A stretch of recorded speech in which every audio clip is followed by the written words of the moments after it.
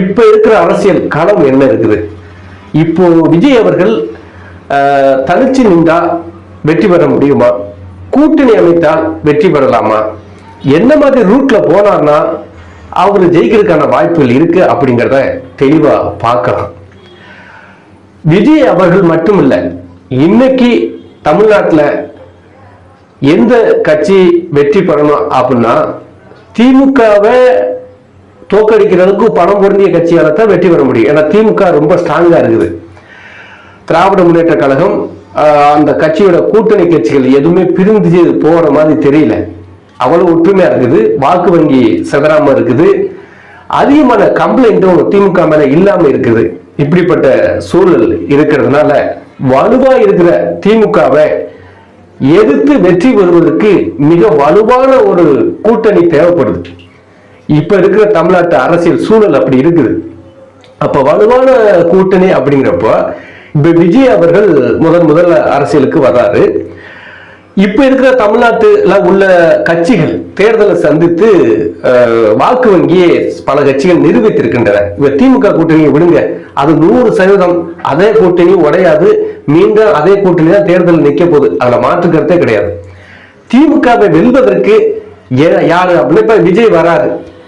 விஜய் இப்ப தான் புதுசா கட்சி ஆரம்பிச்சிருக்காரு. தேர்தல் களம் காணல. வாக்கு வங்கி அப்படின்னா ரசிகர்கள் இருக்காங்க. ரசிகர்கள் அப்படியே வாக்கு வங்கியா மாறும்போது ஒரு குறிப்பிட்ட வாக்கு வங்கி அவருக்கு வரும். அந்த ரசிகருடைய குடும்பம், ரசிகருடைய அந்த அவர்கள் மூலமா வரக்கூடிய வாக்கு வங்கிகள், அதே மாதிரி அந்த விஜய்ங்கிற அந்த கிரேஸ், அது மேல பொதுவான வாக்கு வங்கி இருக்கு. அதே நேரம் இந்த நோட்டாவுக்குலாம் விழுந்துகிட்டே இருக்கு இல்லையா? நோட்டா வாக்குலாம் விழுகுது இப்ப அடிக்கடி. அப்போ பொதுவான ஒரு தலைவர், யாருமே தலைவரா இல்ல, நல்லவங்க வேணும்னு ஆசைப்படுற வாக்காளர்கள் இருக்கிறாங்க. அப்படிங்கிற பட்சத்துல அவங்களும் விஜய்க்கு ஓட்டு போடுவாங்க. நோட்டாவுக்கு ஓட்டு போடுறவங்க விஜய்க்கு போட மாட்டாங்களா? அப்ப அந்த வாக்கு கூடும். ஒரு தடவை விஜய்க்கு போட்டு பார்ப்போமே அப்படின்னு சொல்லி விஜய்க்கு போடக்கூடிய வாக்கு இருக்கு. ஸோ அப்போ ரசிகர்கள் வாக்கு வங்கி இருக்கு, பொது ஜனங்களுடைய வாக்கு வங்கி இருக்கு. நல்ல பையன் அப்படின்னு பெருசுகள்லாம் நினைச்சிட்டு விஜய், அவர் நல்ல என்ன, அவர் மேல எந்த கம்ப்ளைண்ட் இல்லையே, ஒரு தடவை ஓட்டு போட்டு பார்ப்போமே, நல்லது என்ன செய்யட்டுமே அப்படின்னு அந்த அதிமுக திமுக மேல உள்ள விமர்சனங்கள் இருக்குல்ல, லஞ்சம் வாங்கினது, அது இது லஞ்சல்ல பல கதைகள்லாம் இருக்கு இல்லையா? ஓட்டு போட்டு ரெட்டலை உதயசூரியா என்னையா ஒன்றும் அப்படி ஒன்றும் நாட்டில் ஒன்றும் டெவலப் இல்லையே, கச்சத்தூர் பிரச்சனை தீர்க்கல, முல்லை பெரியார் பிரச்சனை தீர்க்கல, காவிரி பிரச்சனை தீர்க்கல, இவ்வளவு பிரச்சனை இருக்கே, எப்படி நம்ம ஒரு தடவை மாற்றி போட்டு பார்ப்போமே. இப்ப சீமானவர்களுக்கு அப்படி போட்டு தான் அவரால் போராடிக்கிட்டு இருக்காரு, ஜெயிக்க முடியல. ஆனா வாக்கு வங்கி இருக்கு, 8% வரைக்கும் வந்திருக்கு. அப்போ விஜய்க்கு போடுவான் அப்படின்னு சொல்லி ஒரு குறிப்பிட்ட வாக்கு வங்கி வரும். வெறும் விஜய் தமிழக வெற்றி கழகங்கிற அந்த கட்சியை மட்டும் வச்சுக்கிட்டு திமுகவை ஜெயிக்க முடியுமா?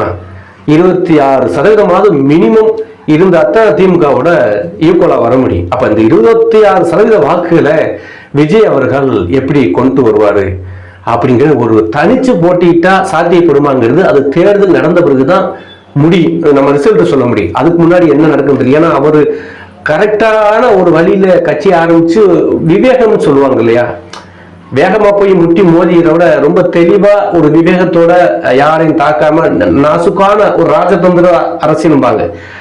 இதுவரைக்கும் விஜயோட அரசியல் அப்படியே தெளிவான ஒரு கட்சி கொடி வந்ததுல இருந்து, தேர்தல் ஆணையம் கட்சிக்கு அங்கீகாரம் கொடுத்ததுல இருந்து, அதாவது பதிவு செய்யப்பட்ட கட்சி அறிவிச்சதுல இருந்து மாநாடுக்கு அவர் எடுக்கிற அந்த ஸ்டெப் வரைக்கும் ஒரு மெச்சூரிட்டியா ஒரு தெளிவான அரசியல்வாதியா காய் நகர்த்துறாரு.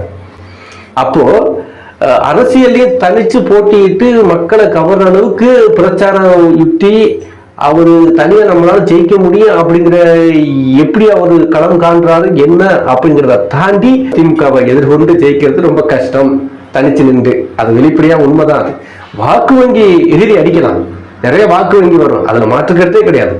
ஜெயிக்க முடியுமாங்கிறது ஒரு டவுட் இருக்கு. சரி, அப்போ கூட்டணி வைத்தா ஜெயிக்கலாமா? வாய்ப்பு இருக்கு. விஜய் அவர்கள் கூட்டணி வைத்தால் வாய்ப்பு இருக்கு. இப்போ விஜய் அவர்களுக்கு ரசிகர்னு பார்த்தாலே தென் மாவட்டங்கள்ல ரசிகர்களே கம்மியா இருக்கு. விஜயகாந்த் அவருடைய பின்னடைவுக்கு காரணம் தென் மாவட்டத்தோட வாக்கு வங்கியை பெறாம போனது. தென் மாவட்டம் தான் வாக்கு வங்கியை நிர்ணயம் பண்ணுது. குறிப்பா முக்குளத்தூர் தேவர் சமுதாய வாக்கு வங்கி இருக்குல்ல, அது எம்ஜிஆரே தக்க வச்சாரு, கலைஞர் அவர்கள் தக்க வச்சாரு, முத்துராமலிங்க தேவர் மூலமா காமராஜர் தக்க வச்சாரு. என்னைக்கு முத்துராமலிங்க தேவர் ஒதுக்கிட்டு அவருக்கு எதிராக காமராஜர் செயல்பட்டாரோ அன்னைக்கே காங்கிரஸ் தோத்து போச்சு. அங்க அந்த முக்குளத்தூர் எதிர்ப்புன்னு ஒன்று இருக்குல்ல, அந்த முக்குளத்தூர் ஆதரவு இருந்தா தான் ஆட்சிக்கு வர முடியும் அப்படிங்கிற அந்த நிலைமை இருக்கு. வாக்கு வங்கி அதிகம் அந்த சமுதாயத்துக்கு. அப்போ முக்குளத்தூர் தேவர் வாக்கு வங்கியை விஜய் எப்படி பெற போறாரு? அவர் ஜாதிக்கு அப்பாற்பட்டு பேசலாம், ஜாதி இல்லாம வருவேன் அதுவும் இல்லாம, அப்படிலாம் இல்லை. களம் ஜாதி அடிப்படையில் தான் மக்கள் வாழ்ந்துகிட்டு இருக்காங்க, ஜாதி அடிப்படையில் தான் ஓட்டு போடுவாங்க. அப்போ அதனால்தான் இப்ப அதிமுக கூட முக்குளத்தூர் தேவர் வாக்கு ஏன் விழுகல? ஓபிஎஸ், டிடிவி, சசிகலா அம்மையார் போன்ற அதிமுகவோட அந்த முக்குளத்தூர் தலைவர்களை நீக்கிறதால விடல. சோ யதார்த்த அரசியல் தான், சும்மா வெளிப்படையா ஜாதி இல்லைன்னு பேசிட்டு போறாமே தவிர களம் அப்படித்தான் இருக்கு. இந்த வாக்கு வங்கி எப்படி பெற போறாங்க அப்படின்னு இருக்கு. ஒரே வழி, அப்படி பெறதுக்கு என்ன வழி இருக்கு? டிடிவி தினகரன் தென் மாவட்டத்துல ஒரு வாக்கு வங்கியை வச்சிருக்காரு. டிடிவி தினகரன் அவர் ஒரு தெளிவான அரசியல்வாதி தான். பெரிய திமுக அதிமுக மாதிரி பெரிய குற்றச்சாட்டுலாம் அவர் மேல இல்லை. எல்லா இளைஞர்களுக்கும் பிடிக்கும், எல்லா கம்யூனிட்டிக்கும் பொதுவான ஆளா தான் அவர் இருக்கிறார். அப்படிங்கிற பட்சத்துல எல்லா சமுதாயத்துக்கு சார்ந்தவங்களும் அம்மா மக்கள் முன்னேற்ற கழகத்துல இருக்கிறாங்க, கட்சியை நடத்திக்கிட்டு இருக்காரு. அப்படிங்கிற பட்சத்துல டிடிவி தினகரன் அவர்களை சேர்க்கலாம். இப்ப தென் மாவட்டம் தினகரன் வாக்கு இருக்கு, இந்த வாக்கு வங்கியே பத்தாது. அப்ப என்ன பண்ணும்? பாட்டாளி மக்கள் கட்சி தான் இருக்குது. பாட்டாளி மக்கள் கட்சி இருக்குது. அவங்க சாதி கட்சின்னு முத்திரை தான் குத்துனாங்க தவிர அவங்க செயல்பாடுலாம் ஜாதி ரீதியெல்லாம் இல்லை. அவர் சமூக நீதி கட்சியாத்தான் செயல்படுது. அந்த கட்சியில முக்கியமான தலைவர்கள்லாம் அந்த பொதுச் செயலாளர் ஏன்னா ஒரு பொறுப்பு தலித்து தான் இருக்கணும் அப்படின்னு சொல்ல லாலாம் இருக்காங்க. அப்படிப்பட்ட விஷயத்துல அவங்க சமூக நீதியோட தான் செயல்படுறாங்க. அப்படிங்கிற பட்சத்துல அந்த வடக்கு மண்டலத்தோட வாக்கு வங்கி பெறணும்னா வன்னியர் வாக்கு தேவை. அப்போ திரு அன்புமணி ராமதாஸ் அவருடைய பாட்டாளி மக்கள் கட்சியோட சப்போர்ட் தேவை. சரி, ஒருவேளை அவங்களும் சேர்ந்துட்டா போதுமா? ஓரளவு நெருக்கி வந்துருச்சு. பெருந்தன்மையோட திமுகவை வீழ்த்தணும், வேற வழி இல்லை. விஜய் தான் முதலமைச்சர் வேட்பாளர், இருந்துருப்பாவா நீ இப்ப வந்தாலும் சரி, உனக்கு ஒரு ரசிகர் கூட்டம் இருக்கு, உன்னை நம்புறான், முதலமைச்சர் வேட்பாளர் இருந்துக்க. டிடிவியா அவருக்கு 2 அமைச்சர் பதவி, 2ஓ 3ஓ ஒரு அமைச்சர் பதவி. அது யார்? அன்புமணி ராமதாஸுக்கு அமைச்சர் பதவி 3ஓ 4ஓ சீட்டு. ஆட்சியில பங்கு, விஜய் முதலமைச்சர் வேட்பாளர். இப்படி ஒரு பேச்சுவார்த்தை நடந்து ஒருவேளை திமுக வீழ்த்த வேற வழி இல்லை அப்படின்னு சொல்லி களத்துல இறங்கிட்டா வெற்றி பெறதுக்கு வாய்ப்பு இருக்கு.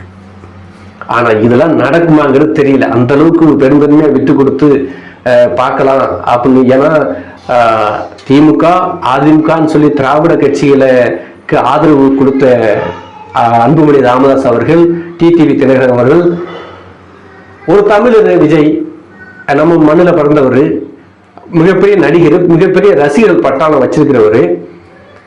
அதுல ஈகோ பார்க்காம, ஏன்னா அவரு உழைச்சுதான் 30 வருஷமா உழைச்சு வந்தவர் தான், சும்மா திடீர்னு பெரிய ஸ்டாரா வரல. அவருக்கும் பல போராட்டங்கள், பல இழப்புகள், பண இழப்புகள். அவங்க அப்பா அவரை ஹீரோவாக்குறதுக்காக எவ்வளவு போராடி வந்தாங்கலாம் தெரியும். அப்போ அவருக்கு அந்த ரசிகர் பட்டம் மினிமம் 15% வாக்காக அவருக்கு இருக்கும், மினிமம் ரசிகர். இப்ப இந்த கூட்டணியில சேர்கிற போது திமுகவை வீழ்த்தக்கூடிய வாய்ப்பு இருக்கு. ஆனா இது எப்படி சாத்தியமாகும் அப்படிங்கிறது தெரியல. அது அந்தந்த தலைவரோட பெருந்தன்மை பேசுறது. இப்ப விஜய் அவர்கிட்ட போய் பேசுவாரா, இல்ல அவங்க இவங்ககிட்ட பேசுவாங்களா அப்படிங்கிறது அது போக போகத்தான் தெரியும். இந்த கூட்டணி அமைச்சா கண்டிப்பா வீழ்த்தலாம், திமுகவை வீழ்த்த வாய்ப்பு இருக்கு. அப்ப அதிமுக 3ஆவது இடத்துக்கு போயிடும். அதிமுக லிஸ்டே இல்லாம போயிடும். ஏன்னா அதிமுக பார்லிமெண்ட் எலெக்ஷனோட ஃபைல் க்ளோஸ் ஆயிடுச்சு. அங்க யாரும் கூட்டணிக்கு போக தயாரா இல்லை. இன்னொன்று, முதலமைச்சர் வேட்பாளரா எடப்பாடி பழனிசாமி விட்டு கொடுப்பாரா? இவ்வளவு தோல்வி தோற்றதுக்கு அப்புறம் கட்சியை விட்டே போக மாட்டேங்காரு. அவர் தான் முதலமைச்சர் வேட்பாளர் நிற்பாரு. அவர் முதலமைச்சர் வேட்பாளர்னா யார் ஒத்துக்குவா, யார் ஓட்டு போடுவா? அப்ப அந்த விஷயம் வேற இருக்கு. அப்படிங்கிற பட்சத்துல ஏடிஎம்கே அவாய்ட் பண்ணிட்டு இந்த டீம் அலையன்ஸ் வச்சு திமுகவுக்கு டஃப் கொடுத்தா ஒரு புது கூட்டணியா இருக்கு, இது போடுவோம், ஓட்டு போட்டு பார்ப்போம். ஏன்னா எல்லாம் சேர்த்தா 35% வந்துடும். இப்ப திமுகவுக்கு டஃப் கொடுக்கலாம்.